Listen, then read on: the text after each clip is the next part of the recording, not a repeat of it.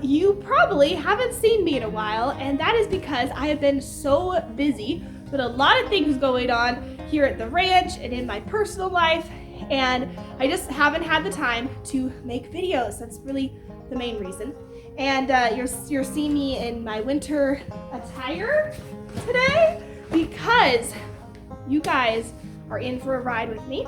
We have a huge Arctic cold front coming to northeastern Wyoming and coming over a big portion of Wyoming. And last week we just had a blizzard, and that left a ton of snow and some really big snow drifts here on the ranch. And now we have this Arctic cold front happening where we're gonna have record-setting cold temperatures and maybe a potential blizzard, another one. So right now it's -5 out, and oh my gosh, it's so cold. It gets you cold to your bones, okay? I just finished feeding all the animals here at the ranch breakfast, and I want to show you guys what the ranch looks like during such extreme temperatures, kind of show you what it's like to live and manage and take care of animals here on a ranch when it is this cold. So like I said, it's -5 right now. Tomorrow night is supposed to be the coldest temperature of the whole week, and it's going to be -26. So there is a ton of preparation that goes into making sure that the horses outside, our 2 Nigerian dwarf goats in here, and our whole flock of chickens in here are safe and maintained during these really extreme temperatures. And sometimes living here feels like living in Alaska, you guys. I used to joke about that when I was planning on moving out here to Wyoming when I lived in Oregon. When people would ask me, hey, where are you moving to? I'd joke and say Alaska, and I go, well, really Wyoming, because if you've ever been to Wyoming or if you know anything about Wyoming, it's a very rural, sometimes very isolated state. There's a super low population here, and with these extreme temperatures, pretty much all year round, you can have days where it's like 105 degrees out in the summer. You can have 70-mile-per-hour windstorms, and then you also sometimes have -26-degree days with a blizzard coming in.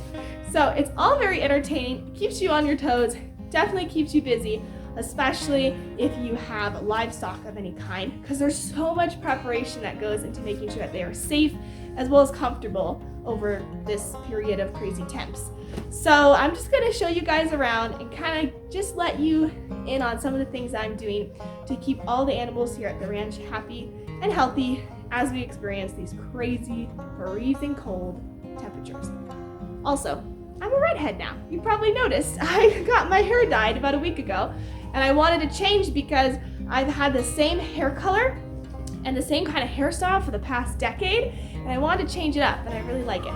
But anyways, let's get back to the animals. So welcome to the chaos that is my barn. Now, most of you, if you know me, I really like to keep a tidy, clean barn where all the stall mats are swept and the hoses are wound up nicely. But when it is this cold outside, you guys, your goal is pretty much to feed the horses, feed all the animals as quickly as you can without getting frostbite. And that's been pretty much my objective over the past few days.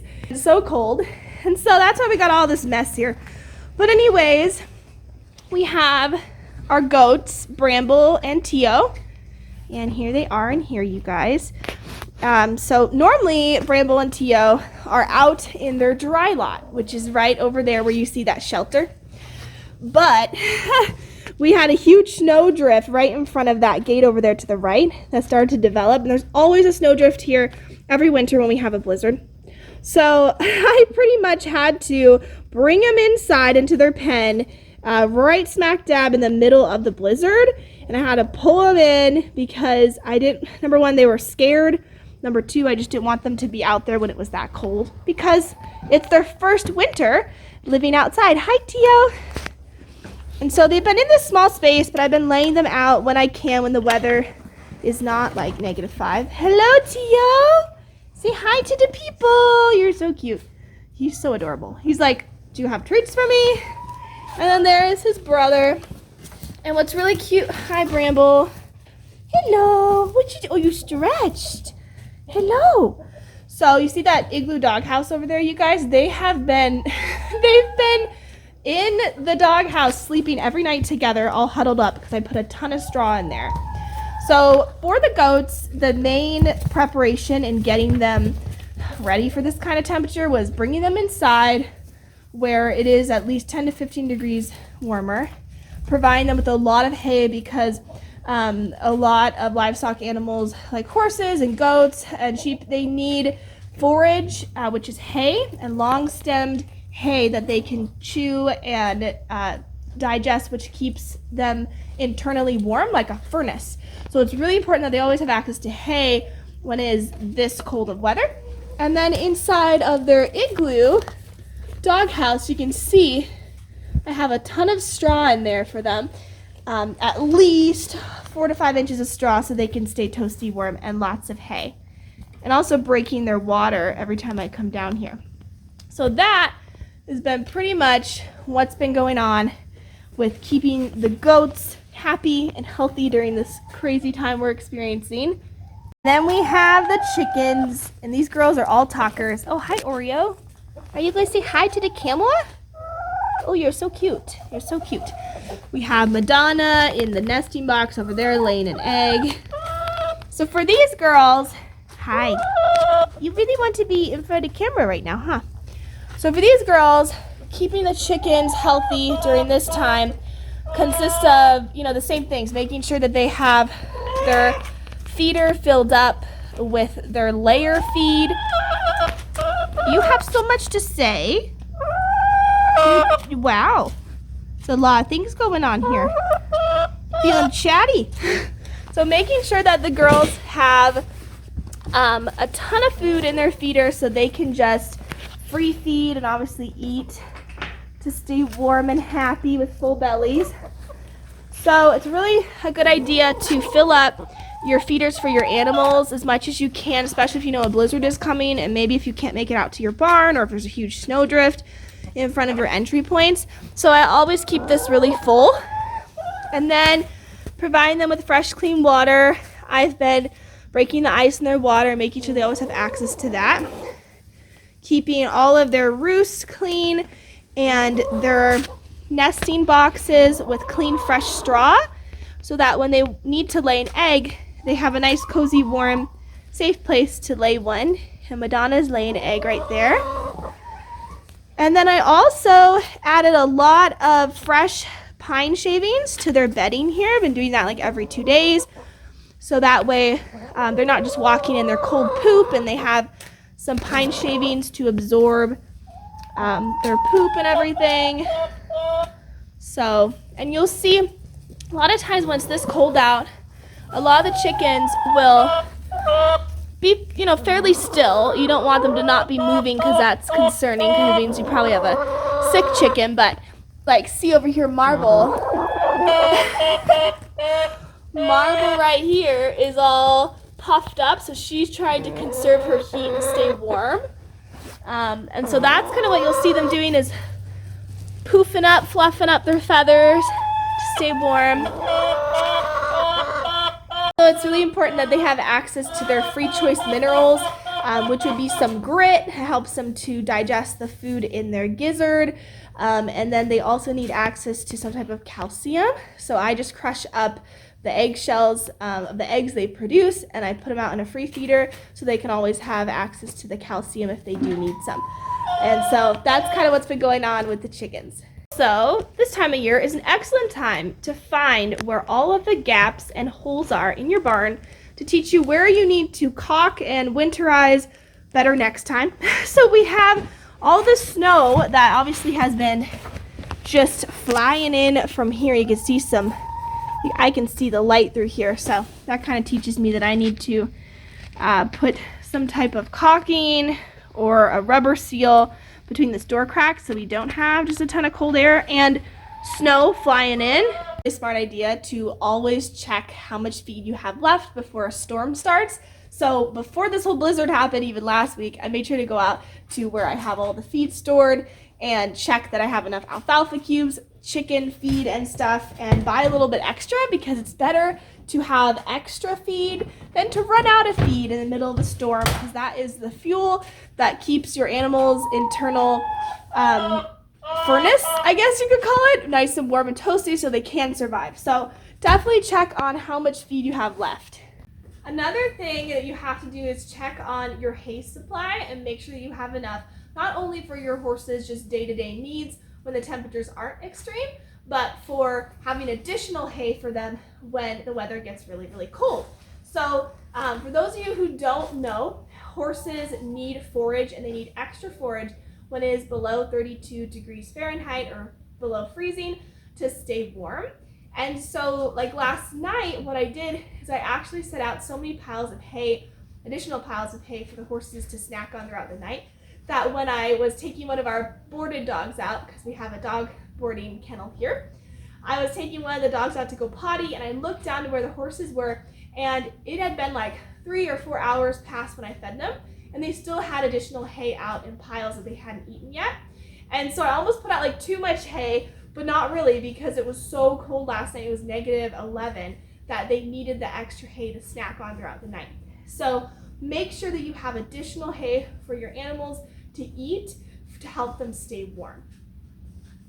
I also decided to start giving the horses a little bit more of the alfalfa hay, which is down here, what I'm sitting on, instead of just sticking with mainly their orchard grass blend and the local grass hay we have here.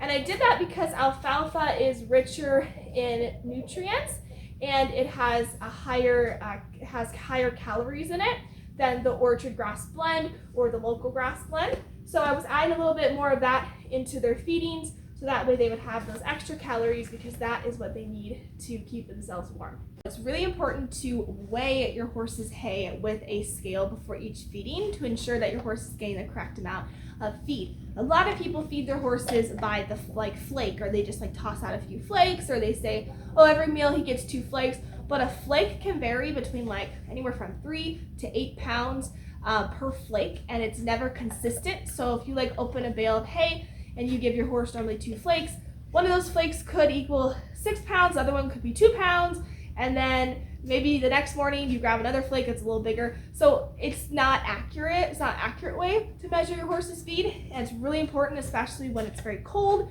to make sure that they are getting the correct amount of feed and even more to keep them warm. So you can buy one of these scales off of Amazon for pretty cheap. This one was $15 and it works great. Let's talk hay bags. Now there are a lot of different opinions / feelings in the horse community that people have towards feeding your horse with a hay bag, a hay net. And one of the main reasons why I love to use hay bags and hay nets is because they prevent hay waste. So here in Wyoming, it is the windiest state in the United States, and where I'm from, in Oregon State, it is hardly ever windy at all unless you're at the coast, at the beach. And so it was never an issue to have your hay fly away like it is here in Wyoming. So I'll never forget the first week when we moved here. It was in the summer even, and I put out a ton of hay for the horses, and one big gust of wind came in, and all of my hay, 30-40 pounds of hay, flew across the property and was gone. And so from then on out, I learned that it's a really smart idea to feed your horse with a hay net. Now, of course, if you feed your horse in some type of enclosed structure, like a barn or a stall or even a shelter, it's not a huge issue to just feed them on the ground. And there's some arguments for why people don't like to feed out of hay bags, hay nets, is because of the fact that when the horse eats out of one of these, they put their neck or their head in an unnatural position to how the horse naturally eats. So some people argue that that can cause, some neck strain, neck problems with how they carry their neck and their head. But I do not feed every single meal for my horses with these because of that. I feed them probably maybe every 3rd meal or so. Or if it's really blizzardy and cold out and a ton of wind, I like to have a few of these hung up around my horse's area so they can just snack on them throughout the day. So I love to pre-fill as many hay bags as I own up with hay before a storm starts, so I can just put them out and not have to stand outside and get frostbite trying to fill up hay. So that's kind of a good tip and a good thing to buy too. These are super cheap. This one was $8, and they usually last me a few years. The thing I'm so grateful for living in this modern world are trough heaters, you guys. Oh my gosh.